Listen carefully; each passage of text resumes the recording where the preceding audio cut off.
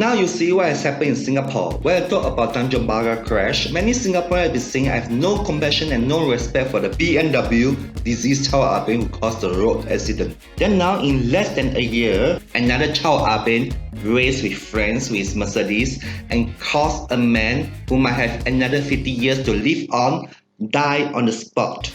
Just like this, you know what I mean? Some Singaporeans really don't have brains to think. No fucking brains. We must know there are two types of Ah-bengs in Singapore.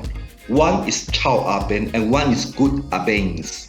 Chow Ah-bengs are like this kind of people who drink and show off their car to boom on the road until hit something and then become very happy in the air. Yay, I'm flying.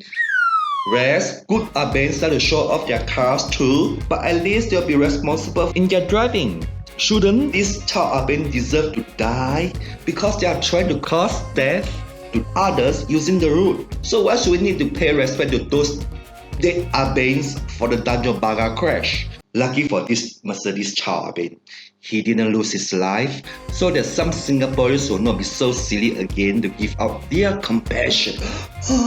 So poor thing. Or pity his girlfriend who could be crying for him. However, because of him speeding at almost 200, I think, on the road, which is also somewhere near my home, he crashed into 4 vehicles at one time. A car, a motorcycle in between, and then bang onto another car, and then bang again onto another car, a kind of domino, causing 1 dead and 4 injured. Most people thought the biker sandwiched in between the 2 cars was the one who died. However, he didn't die, but suffered worse than death. He suffered a lot of broken bones on the arms, on the body, the whole body, and even on the legs, and even on the face. This figure, you know, could be. And we don't know whether he'll be paralyzed forever. And what I don't understand is why some Singaporeans could be so concerned about that girl who deliberately burned herself to save her Chow Ah-beng boyfriend in Tanjong Pagar accident. She really deserves it, and we shouldn't show so much compassion for her. Some people really deserve sympathy, but some not even a single cent. Do we want now to show sympathy to this reckless Mercedes driver, or even pity his girlfriend who may be crying out for him? Oh, he's so pitiful. It's just an unfortunate accident that no one wants this to happen. Let's go and support him and pay some respect. If he didn't speed, this accident wouldn't have happened. This type of Chow Ah-beng should be punished by the Punisher.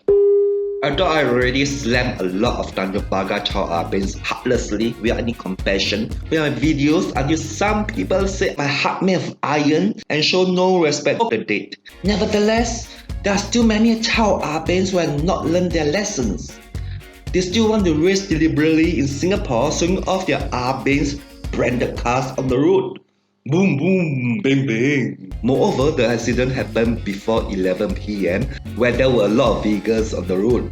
When we drink, we should never drive, needless to say speeding. I have never exceeded 100 in Singapore. That's the reason why our government has speed restrictions in Singapore, unlike what we experience in Germany or in the US. Singapore is a small island and even the roads are so narrow. If I start speeding in Singapore, we'll have a great chance to cause accident anytime. It is not because of that so grand, so attractive winning money prize.